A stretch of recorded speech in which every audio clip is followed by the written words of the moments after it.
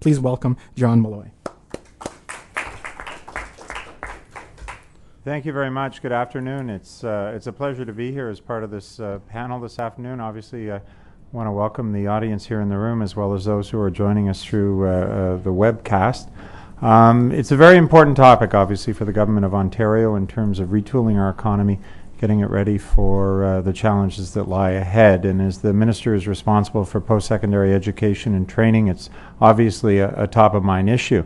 I come here today to share the government's perspective, but when I look at my panelists, my fellow panelists, think about those people in the room as well as those watching this in the webcast, I hope no one thinks this is an opportunity to sit back and relax and see how the government's going to solve the problem, because the issues that we're going to be talking about today are really issues about partnership. They're issues about all of us coming together and ensuring that we have the most highly trained and highly educated workforce to prepare our society for the future. As I always point out, the government actually doesn't do any direct training or direct education. Instead, we work with partnership with employers, with academic institutions, with agencies throughout the province to prepare the workforce, and of course work with Ontarians themselves to prepare for the future.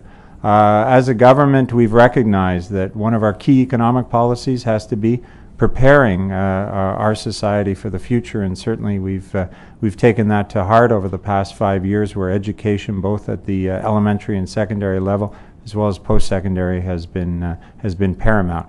And you know, although there are challenges that we're going to discuss today, there's also good news on the horizon. Over the past 4 or 5 years, we've seen about 450,000 net new jobs we have created in the province. We have about 100,000 additional students in our post-secondary education system, making Ontario actually, I believe, has the highest number in the Western world of participation in post-secondary education and training. There are challenges that lie ahead. All of us cannot have but been struck by the structural changes that are going on in our economy, particularly in manufacturing, about layoffs that have taken place, and as a government we've taken that seriously. The Premier has outlined a 5-point economic plan which is meant to address many of these challenges. They include, amongst other things, cutting business taxes, investing in innovation, investing in infrastructure, partnerships with business, and the fifth, the one we're going to talk about today, is investing in the skills and knowledge of Ontarians. Through that, we've taken a number of different courses, and I guess the bottom line to today's discussion is there's no one answer. We have to attack this challenge from a number of different angles. Post-secondary education, we've seen significant investments in universities, significant investments in community colleges, not only in terms of faculty and issues around students and student access, but also more recently around the physical space to make sure that we have up-to-date campuses, and also that community colleges, for example, have the equipment and tools they need to take part in training. We've invested heavily in apprenticeships and seen the number of apprenticeship registrants in this province go up by 25%. We're interested in increasing that by another 25%. And again, though, that's a partnership issue where we have to work with employers, we have to work with those doing the training, we have to work with young people themselves to convince them of the value of skilled jobs, and certainly an area where we've seen a lot of growth. Employment Ontario.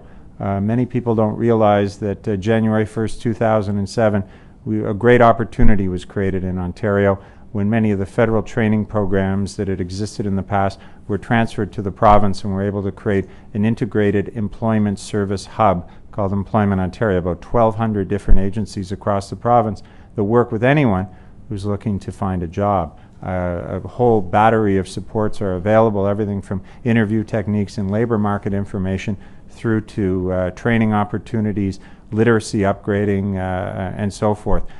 The new feature, which some may have seen in the news over the past couple of days, is a second career strategy, which allows those people who are unemployed, recently laid off, the opportunity to pursue longer-term training, to identify a need within the job market, where by going to a community college or perhaps a private career college, they can get support for 1 or 2 years to come out with the skills for a more long-term, more stable job. That's been something that's been missing from the sort of menu of services that have been available at Employment Ontario, and we're quite excited about the fact that we're able to offer that opportunity to about 20,000 people across the province. It's not going to be for everyone. It's a big commitment.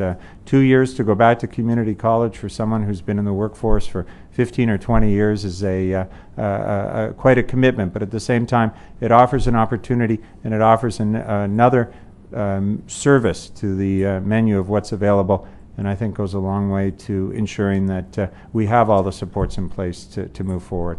But as I say, this is a partnership. This is about all of us working together. This is about employers recognizing the need to constantly be re-educating their workforce to make sure that we provide as government opportunities for people to move forward, that our post-secondary education institutions are flexible enough to deal with changing economic times. I think we've seen some good news in the past.